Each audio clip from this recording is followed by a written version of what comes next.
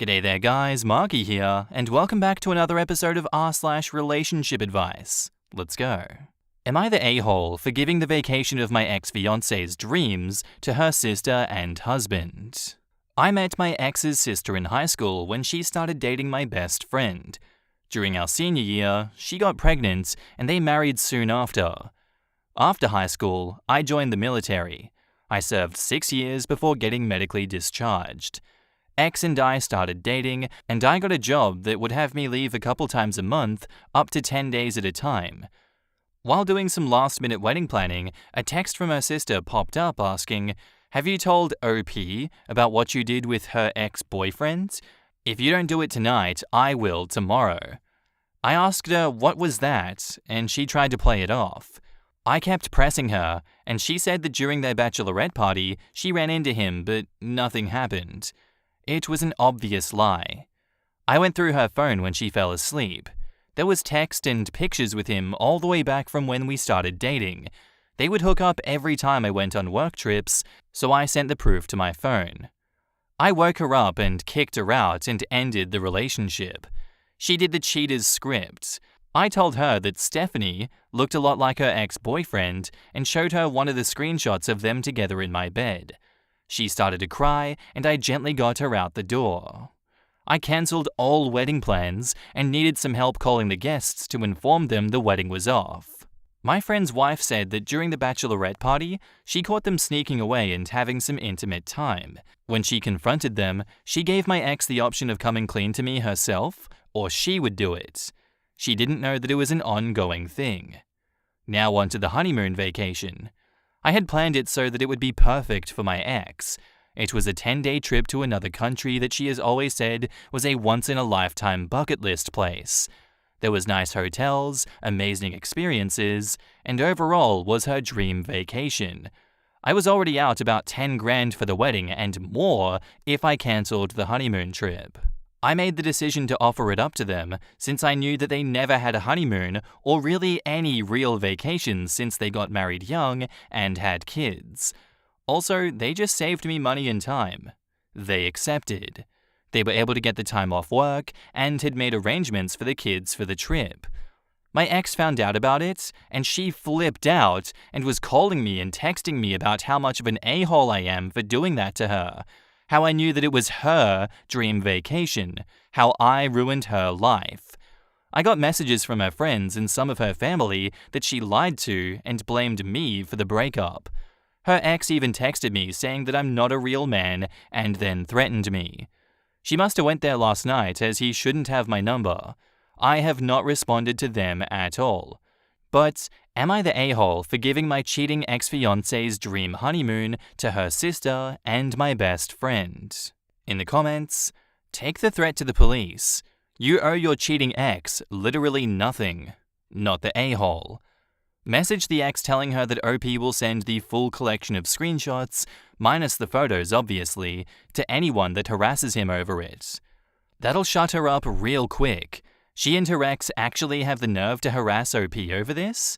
Unreal. Not the a-hole. You caught her and called her out on it. That vacation was supposed to be for the both of you, and since you're not an item anymore, she can just plan it anew with her current beau. Her sister and your best friend sound a hell of a lot more loyal to you than she ever was.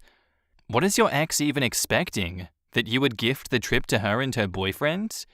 Chances are she's more mad that it's going to her sister. Now there's no way for her to spin the narrative. It just further illustrates that she's a cheater and OP is generous. Lol, this is the ultimate petty revenge. She'll be fuming at her sister's Instagram for years. I think you had to have known that gifting it to her sister would cause some tension.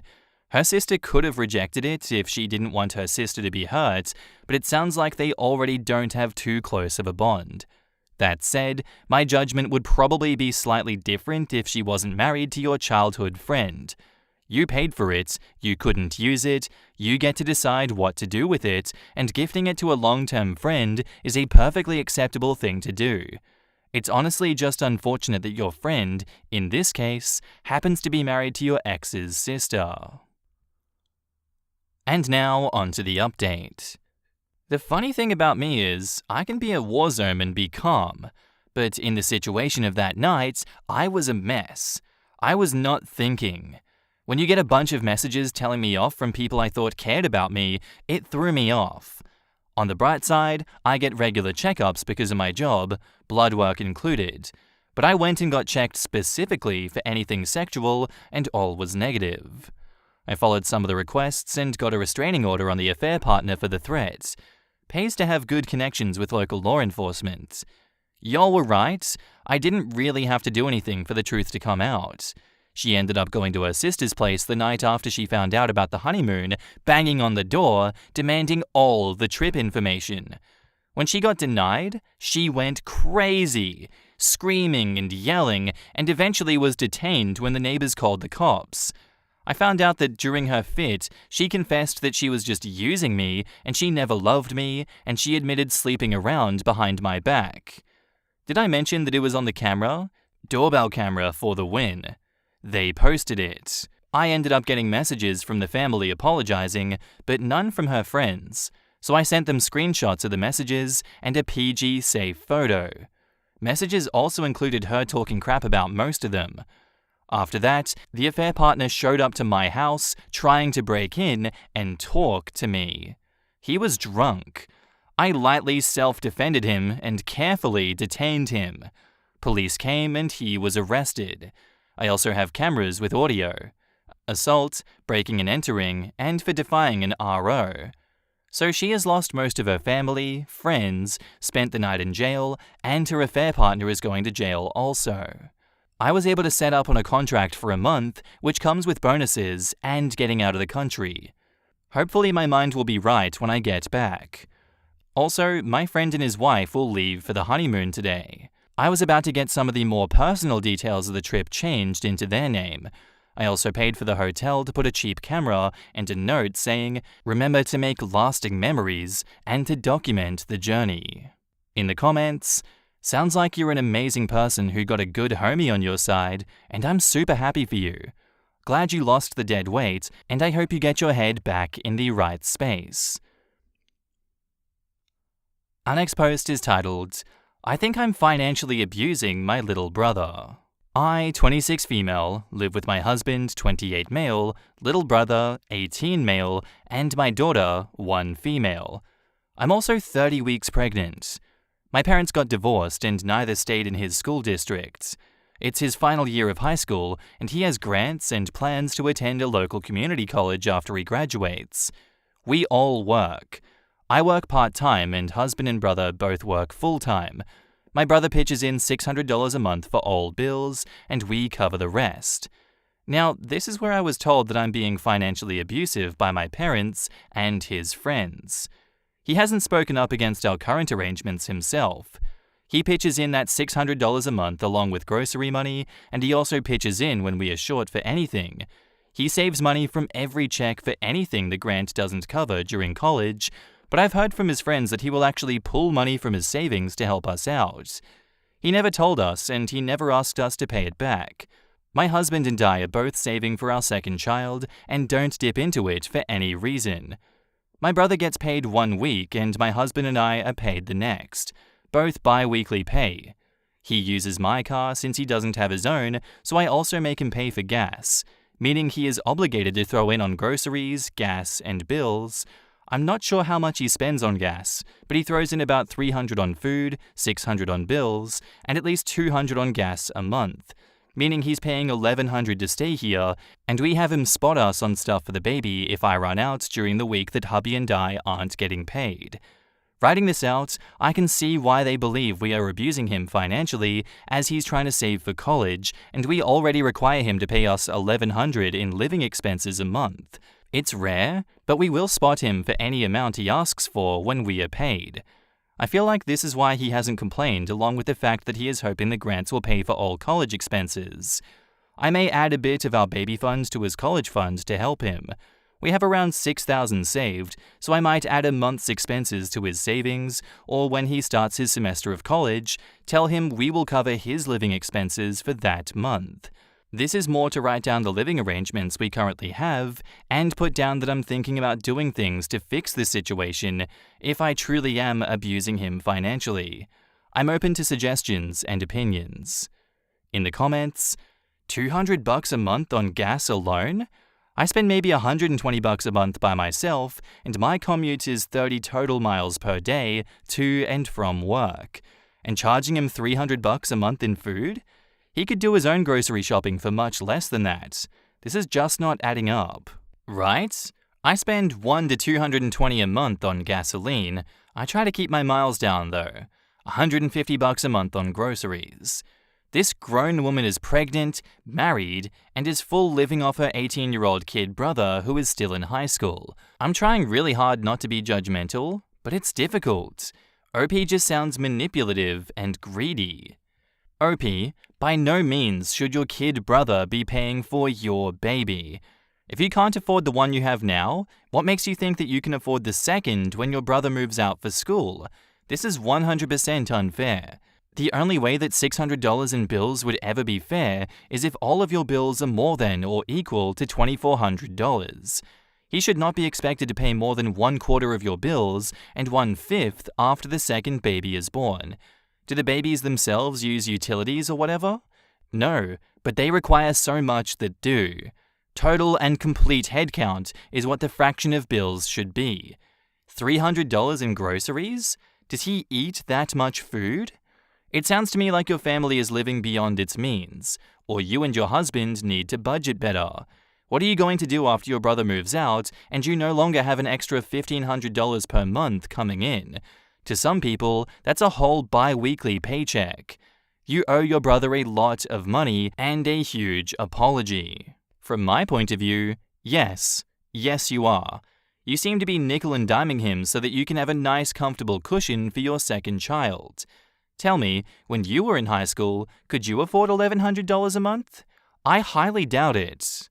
Yeah, this is so screwed. He's in high school, not already in college. He should be saving up for his education, and family should be looking out, not taking advantage of him. And he works full-time. Like, how does he have the time? You really should read what you just wrote. You basically answered your own problem. The fact that he also has to help out with baby stuff for your child that you had isn't okay. When you bring a child into this world, you are financially responsible. If your siblings decide to help, then that's fine. Edit, OP and I had some back and forth comments, and I might have came off harsh, but she took the advice along with everyone else's. She seemed genuine about not meaning to do what she did to her brother. Sometimes an outsider's opinion is what helps you realize what you were doing wrong. And now, onto the update. So, a lot has happened. The biggest thing we did was talk and let him know where we are standing with financial responsibility and my daughter. The biggest thing is he was just concerned that if his financial responsibility changed, so would the dynamics of the house.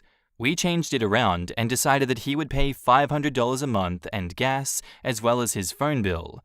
If he doesn't eat what I make, he needs to provide his own foods, snacks he needs to provide for himself, and any drinks he wants, he will provide for himself. When I say snacks and drinks, I mean junk foods and soda.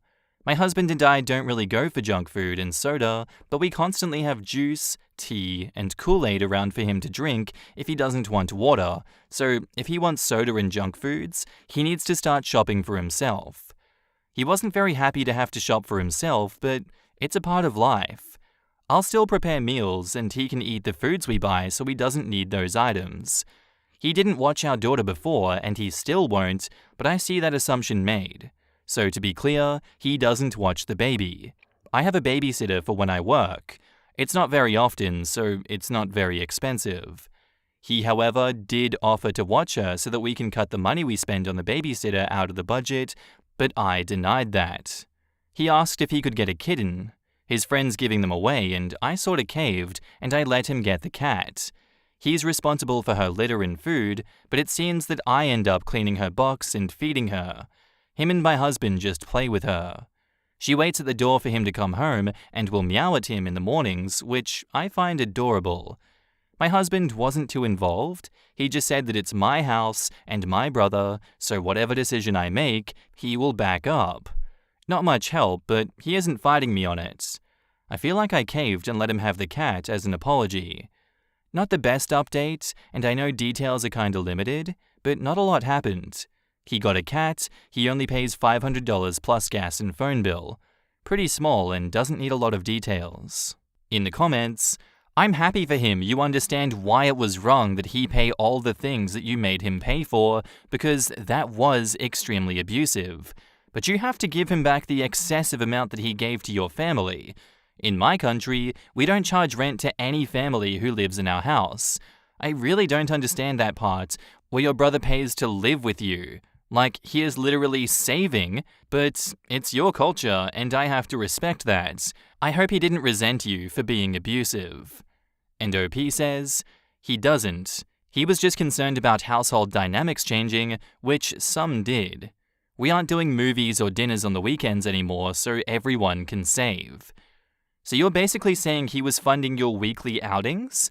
And what do you mean so everyone can save?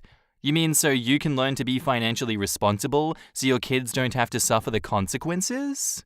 I'm wondering if OP and her husband can really survive without the brother's income. I don't understand why her parents aren't providing support to their daughter for their son. Just because they moved out of state doesn't absolve them of financial responsibility. OP's brother might be 18, but he's still in high school. Their parents should be covering the increased expenses for hydro and food, at least, plus his clothing and educational needs. Maybe not through college, but at a minimum while he's still in high school. That's the part that sticks out to me. I was coming in here to say this. Where are the parents in all of this? I mean, they're still present according to OP, they just don't live in the school district, so shouldn't they pay for his living arrangements since he is no longer living with them? I mean, it's not because they're now divorced that they no longer have a responsibility towards their son still in high school. According to the OP's comments, they cut off financial support for him when he turned 18. So if anyone's financially abusing OP's brother, it's the parents who didn't even let him finish high school before cutting him off. Not OP. Honestly, the original scenario didn't even sound that crazy. A lot of that $1,100 per month was and could be labeled car expenses or just food, for instance. It sounds crazy to me. $1,100 a month is a lot of money to expect out of an 18-year-old. I couldn't put that money together after college, let alone in high school. I'm a little confused as to why they have savings, but still make him spot them for stuff. Like, I get not wanting to dip into your savings, but that's what it's there for. It's also concerning how apparently they are regularly not making ends meet already and are having a second child and will soon be losing $500 plus a month in income. Also, holy crap, he throws in $300 a month on food? Unless that's the majority of their food budget, they need to reflect on their grocery shopping habits. Like, I get that it's hard to make a decent income for a lot of people, but if you're struggling already, why have a second child? Thanks for watching the episode, guys. I will see you in the next one. Let me know what you thought of it down below, and have a bloody good day. Bye.